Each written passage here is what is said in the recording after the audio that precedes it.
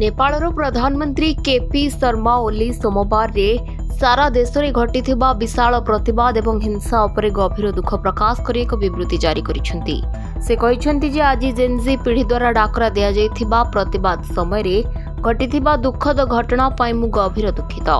आमे विश्वास करुथुलु जे आमर युवपीढ़ी शांतिपूर्ण भाव में सेमानंकर दाबी उपस्थापन करिवे, किंतु दुर्भाग्यवशतः किछि स्वार्थपर तत्वों अनुप्रवेश जोगु परिस्थिति आहुरी खराब होईगला एवं आमर नागरिक माने प्राण हराइले। यह अत्यंत दुखद।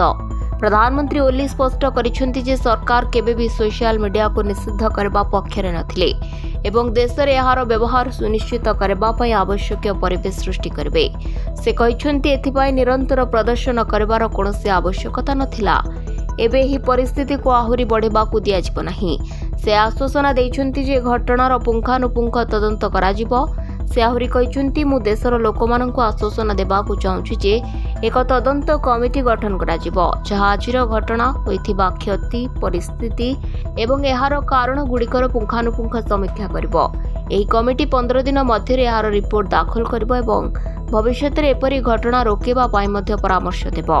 प्रधानमंत्री ओली युवपीढ़ी एवं नागरिक मानक शांति बजाय रखिबा एवं हिंसारू दूरे रहबाकू निवेदन करिसेंती। से कहिसेंती जे सरकार लोकों को स्वर शुणिबा एवं सेमानक समस्यार समाधान खोजिबा पाई प्रतिबद्ध। Bureau report, Dinalipi live.